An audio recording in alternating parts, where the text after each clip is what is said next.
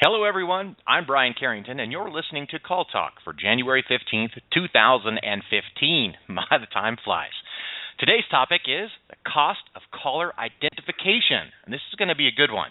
So I want to make sure if you're listening live that you're invited and know that you're invited to be a part of the show and ask questions. It's real easy. Here's how you can do it. Number one, and probably most common, of course, is to email me at brian@benchmarkportal.com. That's BRIAN at benchmarkportal.com. Also, if you're listening live or you're close to a phone, you can always call in and then press the 1 on your phone to let me know that you have a question, and I'll get you in. It's real easy. Here's the number to call in, 347-857-3117. Just really do it again, 347-857-3117. All right. So I do want to remind everyone that all of our shows are archived and available to listen to any time that's convenient for you at our website at benchmarkportal.com.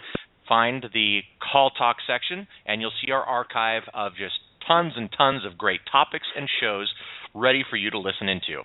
So, speaking of listening in and great shows, we've got one for you today. And it's my pleasure to introduce to you the host of Call Talk, Bruce Belfiore.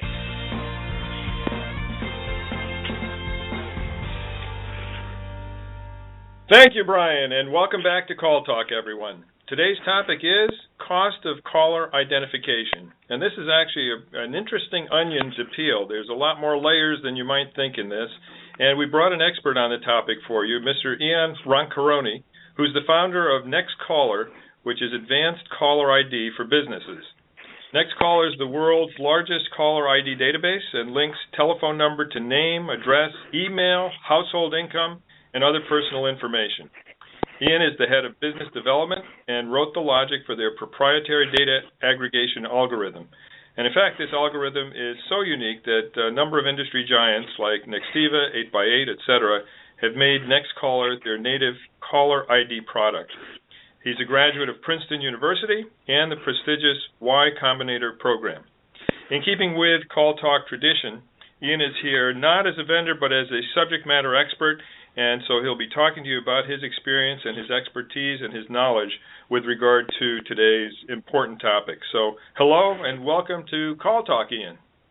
Bruce, hello. Thank you very much for having me on the show. I'm excited to dig into the subject.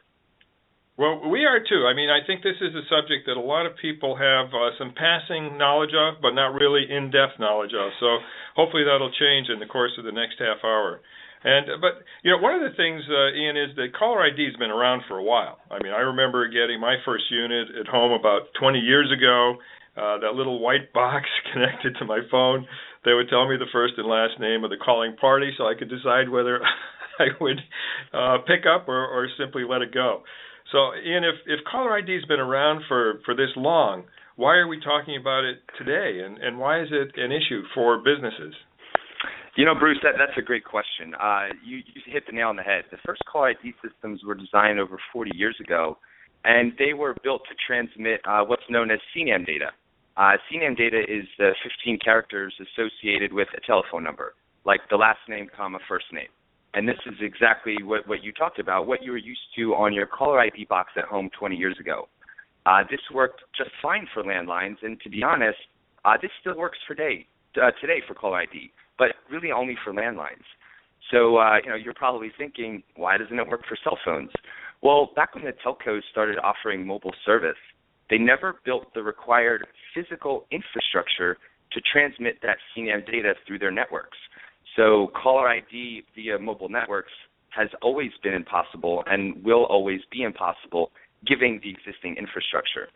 So the problem for businesses will become obvious when you look at the current mobile trends. So 10 years ago, the mobile to landline ratio was about 1-to-1, or throughout the world, for every landline, there was a mobile phone. So using CNAM data in a call center was still an okay solution. But today, the ratio is 6-to-1, mobile phones outnumbering landlines. And in 10 years, experts project it will be 18-to-1. So as this ratio continues to grow, traditional caller ID or the CNAM data becomes even more outdated. So we have consumers switching to new phone technology en masse because it's more convenient and now it's less expensive than ever before. And businesses, on the other side, are forced to pay their agents to manually identify those callers. So as the mobile usage continues to grow, so will the problem for businesses. Yeah, wow. So we have the dreaded shrinking CNAM situation. Oh, my goodness. Indeed we do. The shrinking CNAM. So, I can see why this would be a growing problem. But how big can it really be? I mean, how much is this really costing businesses, Ian? Yeah, Bruce, that's another great question. So there are two ways you can really look at it. The easy to quantify dollars and cents of efficiency and talk time, and the harder to quantify but maybe equally important customer experience. So with regard to money, it might really shock people how much it costs, because a lot of businesses, even the big Fortune 500 companies, the household names, aren't really tracking these metrics. The average customer service call in the U.S. costs, on the order of about $5.50 and lasts about 6 minutes. So when you put that into perspective, about 30 seconds of that call is spent gathering personal information, asking you your name, asking you your address. Is that B as in boy or D as in dog? And on top of that, the agents have to enter this into the CRM. So you're talking the talk time and data entry. Some quick math. Ian, if I could just mention that the B as in boy, D as in dog, with name like Bruce Belfiore, I have to spell my name all the time. I'm sure you have the same situation, right? I do, and then when you have a K in there or an X, and you have to think on your feet of a word that starts with K, things do get a little confusing, even when you're trying to spell your own name. That's right. So some quick math will show you that this costs about 40 cents that businesses are spending on the call to figure out who you are. So if you zoom out and look at this on a macro scale, the numbers are staggering. About 50 billion, and that's billion with a B as in boy, calls go to customer service every year, and about 60% of those, or about 30 billion, require a human being to identify the caller. A little more simple math would show you that this is, an 11 to 12 billion dollar problem annually. And again, that's billion with a B as in boy. And no matter how big that number is, a lot of experts would argue that the cost of negative customer experience associated with this identification process is even bigger. If you look at things like customer loyalty, about 70% of people would spend more money if they received better service.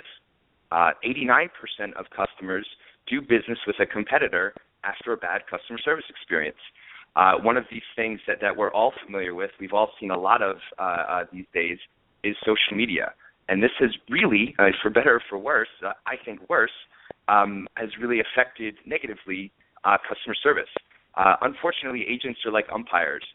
They can do a great job 99% of the time and go totally unappreciated.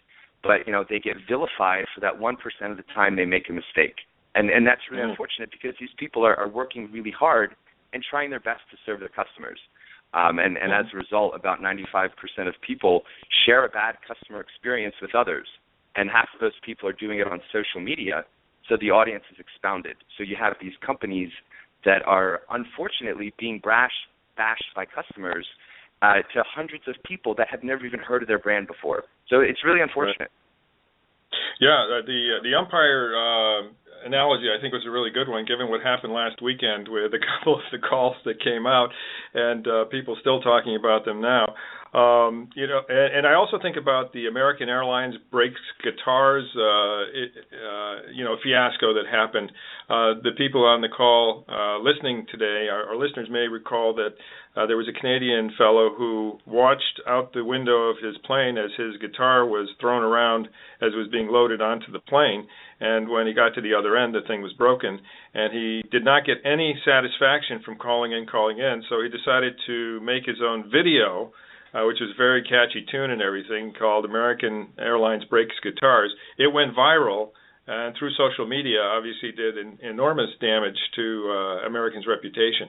So, the fact is that these issues become magnified, and we as call center managers need to be cognizant of that and try to do everything we can to make sure that things go well rather than poorly.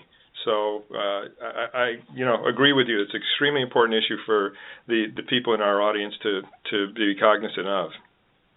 Yeah, definitely. And I guess there's really, just to finish or complete the thought, there's really a third bucket, I guess, too, beyond talk time and customer experience, and that's business intelligence and process management. You can't know how much something is costing you until you have customer data. I'm talking about things like improved IVR strategies, intelligent routing during outages, improved first call resolution, things like agent attrition, and the list goes on.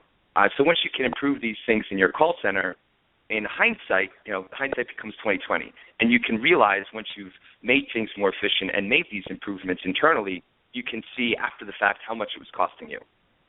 Mm-hmm. Yeah. No, in fact, we see process management issues being extremely important in all these things, and for IVR, for coming up with the best ways to bring up first call resolution. All these things also have the impact of improving. If you improve those metrics, then your agent attrition is going to go down because they're going to be less frustrated. They're going to be happier with the smooth functioning of your call center. So really, it has a healthy impact when you're able to improve these things. Well, this is all really interesting stuff, and the direct cost associated with identification does seem a bit high, but it makes sense to me. Agents deal with bad connections, language barriers. The business has to pay for all of these things. And I'm sure that all of our listeners have tracked at least some of these metrics, so they're aware that it's not cheap, even if they don't know exactly what it's costing them. And I would encourage all of the managers who don't know what it's costing them to do a couple of calculations after they get off this program, because an estimation of what these things may be costing you could, in fact, be the impetus to take some action and to see what's out there that would be better for you. So that said, Ian, tell us about some of the cutting-edge, cool ways that people are reducing these costs and ultimately improving the customer experience. Yeah, there are so many cool things people are doing to reduce costs and increase conversions. On the cost reduction side, I would say the majority probably comes from more intelligent IVR solutions and self-help options. For example, utility companies are using zip code values from callers to route them to automated messages during outages. Hotel chains are using really sophisticated voice recognition to automate the reservation process. They're even using voice recognition for existing customers to reduce the time of manual agent identification. On the engagement side, we're seeing managers are getting even more creative. For example, they're routing inbound and outbound calls to agents from the same area code to give the agent and the customer something to talk about. I see we're from the same area in New Jersey. What do you know about that? It opens up conversation. We see some managers that are using personal data to route callers based on how many Twitter followers they have to minimize the impact of a bad experience. And again, this is the point you brought up recently of the American Airlines example. Hey, if a manager can find out, hey, this caller has 5,000 Twitter followers, let's make sure he or she gets the best possible experience. Let's give them our best agent. Let's route them to the front of the line. So if they say anything, they'll only have good things to say. So the one common thread here is that businesses make all of these decisions based on the customer data they have.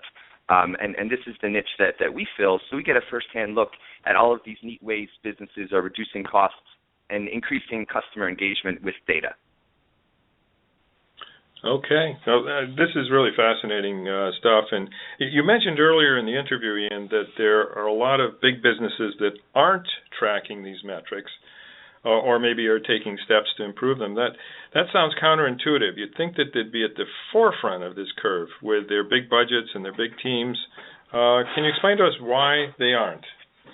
You know, that's a really interesting question, and you're right. It seems counterintuitive at first, but when you spend a few years selling to these kinds of businesses, the reasons become obvious.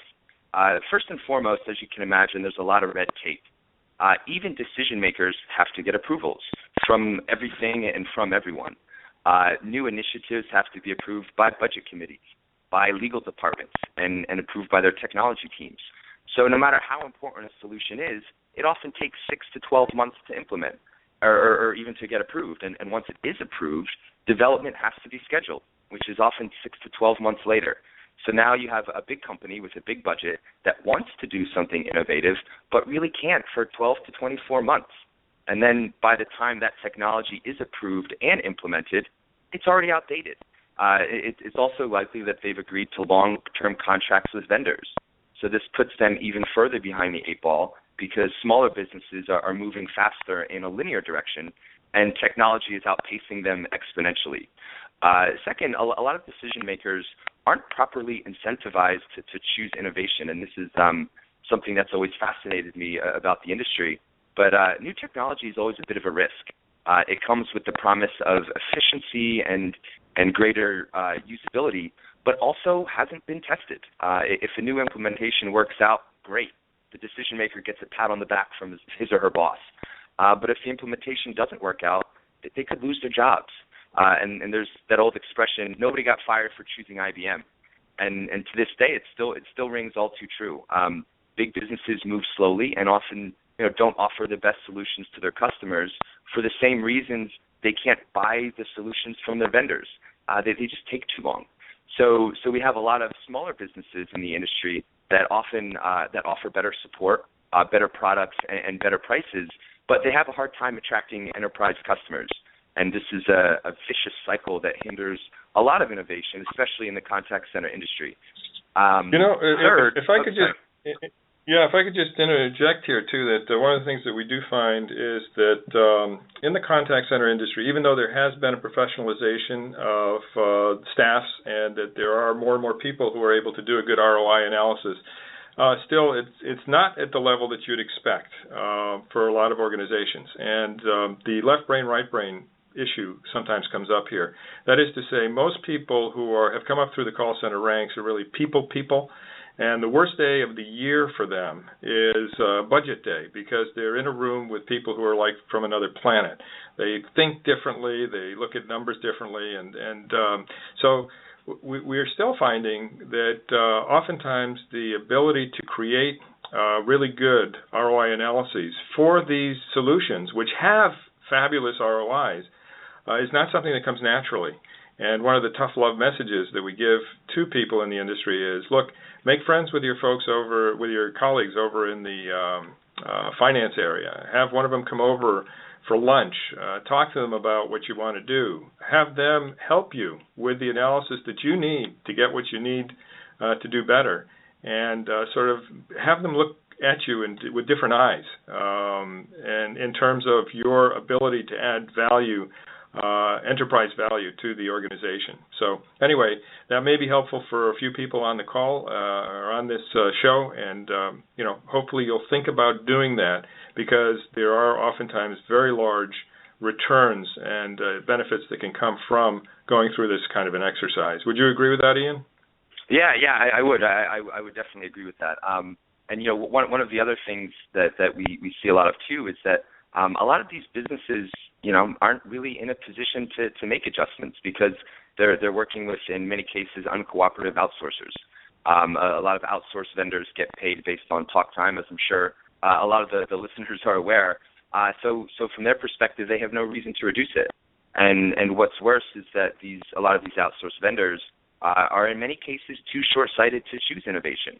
And we've seen so many cases where outsourcers would rather earn an extra 5% for a one-year contract with an existing customer, rather than make a small improvement, make their centers a little bit more efficient, and earn 5% less to secure a 5-year deal. And this is counterproductive, and businesses, it's preventing a lot of the bigger companies from implementing the things they want, because they're contracted with outsourcers that are, mostly uncooperative, and it's tough. Okay, no, it's a good point. And so those on the phone who are responsible for managing outsourcers, think about what Ian just said, and think about whether it may, in fact, be your case that you need to have a longer talk with your outsourcer on these very issues. Ian, I know we're starting to run short of time here, but there's something called call spoofing that I wanted to ask you about. I was wondering if you could tell our listeners about call spoofing and, what can be done about it. Yeah, that's another great question. So we've seen this phenomenon in the industry rising quickly of call spoofing, and essentially what call spoofing is, a person with a mobile phone or any other type of system can mask their outgoing caller ID to be another number, and while designed for novelty purposes, you can imagine the damage this could do to a company. For example, if I'm a criminal and I go through your mail or go through your garbage, and I find a bank statement and a telephone bill, all of a sudden with a free application from the App Store and my mobile phone, I can call your bank, pretend to be you because the IVR of the bank thinks that I am you because they see your caller ID popping up in their system. And then I can verify my address information and my name information because I've gone through your mail, and all of a sudden I can access your financial account. We see this also in pharmacies. Patients are calling pharmacies, spoofing their doctor's phone numbers to fill prescriptions for themselves. And this is, something like this goes beyond just efficiency in a call center. This is taking people's lives. People are abusing prescription drugs. So it's a really difficult thing for businesses to handle. And fortunately, there are a couple of companies out there that are providing solutions to this problem and helping businesses say, hey, actually, we can determine that this call is not originating from the physical device that owns the number. Be wary of this person. Make sure you ask them additional security questions. And, as you can imagine, a lot of the security breaches in call centers happen at the agent level. It's not because, some 12-year-old mastermind has hacked into your system. It's because people on the phone are tricky and they're conniving. And they sound sweet and they sound innocent, and they get some information from an agent today. They get a little information from an agent tomorrow, and criminals are persistent because crime does pay. And and after a while they're able to hack into these accounts and compromise the valued accounts of the customers. So it's a big problem. Well, that is really scary stuff. I mean, both on the financial level and with regard to pharmaceuticals. And you're right. I mean, people's lives can be at risk here. And the thing is, too, from our point of view as managers, we want to do the right thing because it's the right thing to do. And in addition, there's the liability issue. And, the first time something like this happens, then you can say, okay, we weren't prepared for it, and there was no expectation that we should be prepared for it. As this sort of thing becomes more common, then there becomes to be a mandate put on you, whether you like it or not, to be able to combat it and to be able to deal with it. So really you need to, as call center managers, be ready for this sort of thing. Make sure that you do have sufficient and state-of-the-art manners to combat fraud, which is really what it is, and make sure that call spoofing doesn't cause you problems going forward. Well, thank you very much for that insight there, Ian. And I think at this point what we'd like to do is to turn things over to Brian. I noticed that he has some questions from people. So, Brian, could you ask those questions? Sure. Sounds good. And actually, this first one, I was going to ask if I hadn't got the email already. Sam is asking, you mentioned the mobile carriers never built the physical infrastructure to transmit ID through their mobile networks. The question is, why not? And it seems like a pretty glaring oversight. Yeah, Sam, that's a fantastic question. Experts actually have two competing theories here. One is that when carriers started offering mobile service, it was so expensive that they didn't want to spend the extra money to build the extra infrastructure, even though it would have been such a small fraction of what they were already paying. The second theory, which is a theory I personally believe, is that the networks didn't want their competing networks to know who their customers were. I mean, think about it. You have early adopters paying a pretty penny for a premium service. By transmitting the calling party's name through the network, you're literally telling your competitors who your biggest and most valuable customers are and where they live. So this is one of those classic cases where ineptitude was not the culprit. It was a strategic business decision to not offer it. And again, hindsight is 20/20. But I think if they could have anticipated the growth of their mobile networks, they probably would have decided differently. But it's one of those things. I'm not sure which to believe, and it's up to the audience, I guess, to figure out which solution they believe. That's fascinating stuff. And obviously, at this point in time, it doesn't really matter why it happened. The fact is, it did happen, and now we have to deal with it so that we can, combat the problems and take advantage of any opportunities that might come up. Okay, yeah, great answer. Thank you. Back over to Brian. This one came in from Mike. And Mike is asking, I've heard that a higher percentage of inbound calls are requiring manual identification every time and every year. Why is that? And shouldn't technology be reducing this? Mike, another great question. Most experts actually attribute this trend to the rising complexity of the average customer service call. As you can probably even remember, years ago, people called customer service lines to find out everything. What are your hours? Where is your store? I'd like to make a reservation. Now, all of these simple inquiries are self-service. You can find them online, on their websites, or in an IVR if you dial in, so you never had to deal, or so you don't have to deal with an agent for that simple information. But nowadays, by the time a caller actually reaches a human, the call has generally escalated to a complex issue, requiring manual identification, verification, and considerable talk time. This is things like changing your airline tickets or disputing a charge on your credit card. You don't want to just submit an email that says, hey, I had a problem with my flight, give me money back. No, you want to get somebody on the phone and talk to them about it. And as you can imagine, this increases the time and money spent by businesses to handle every aspect of the call, including the identification. I personally believe this cost will continue to grow as more calls start requiring heightened identification, verification standards, and even things like we talked about with spoof detection. As soon as businesses realize, hey, this is a point of failure for us, this is a point of vulnerability, it's only going to keep increasing. Interesting. So I have got one last question, and I think we have the time for it. And this is actually a question and a compliment to you, Ian. This one comes from Stacy. She says, this has all been very helpful. Thank you. But I'd like to learn a little bit more about the topic, and what do you have for recommendations on further reading? So as you can imagine, there are a lot of great sources out there.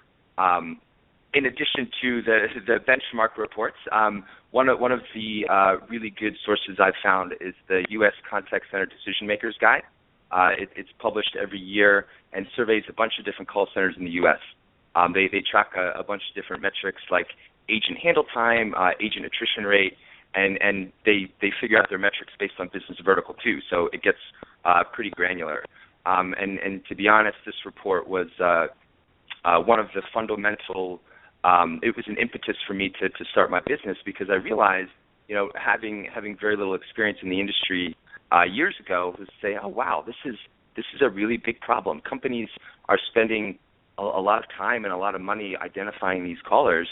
So I thought, if we could build a better caller ID to help these businesses, we'd save them a ton of money. And that's what we've done.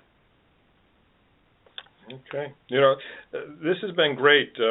We're sort of at the bottom of the hour now, but this has been a lot of very juicy information, Ian. We really, really appreciate it. You've got unique insight into this area, and obviously have done a lot of work with it, and also have sort of given us a vision of the future, which isn't all rosy. It's kind of scary in certain ways, but we need to know about it. So we really appreciate the fact that you've given us this head up.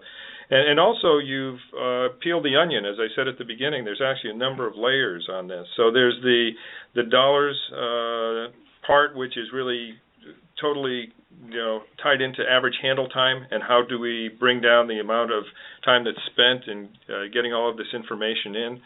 There's the reputational part, which we talked about, and we also talked about the liability aspects, which are all areas that we need to know about as call center managers. So we really appreciate all of that information, and hope to have you back sometime as well, when we might be able to talk about these issues further. So thanks very much. Any problem at all. Any final thoughts? Okay, any final thoughts? No, I just hope that this show has helped inspire some of your listeners to take a deeper, more honest look at their call centers. And one of the problems that a lot of businesses have is they just don't know. And the old adage that knowledge and information is power. And once you start evaluating these things with an honest eye, you can really start to take some measures to improve your business process. So I hope I've inspired some people to take a look at their centers. Okay. Thank you very much, Ian. With that, we'll go over to Brian for closing. Yeah, and hey, Ian, I think you've answered a question I've always had of wondering why I didn't get very good customer service from my credit card company, and it's because I don't tweet. It very well could be. It could be. That's so interesting. Oh, not one more thing to worry about. I'll start following you, Brian, so maybe that'll help. Hey, all right. I appreciate it. Well, Bruce and I appreciate you joining us on the show today, and it was an insightful show, so thanks again for that. Thank you. All right. Well, everyone, I want to thank you for listening in. Whether you're live or you're listening to the show as an archive, I want to remind you that we've got plenty more shows out there and great topics for you to listen to. They're all on our website, BenchmarkPortal.com. Also, hey, you can check out and see how your contact center is doing compared to the industry vertical that you're in by doing a free reality check with Benchmark. And, of course, that's on our website as well. And want to make sure you have a wonderful day out there. So from all of us here at Benchmark, keep those headsets steady and your fingers ready. This is Brian Carrington, Bruce Belfiore, signing out.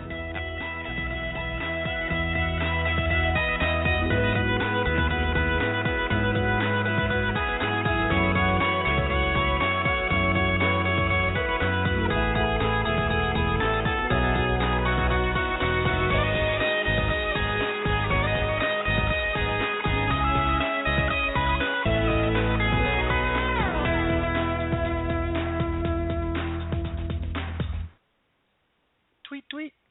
That's it. Take care.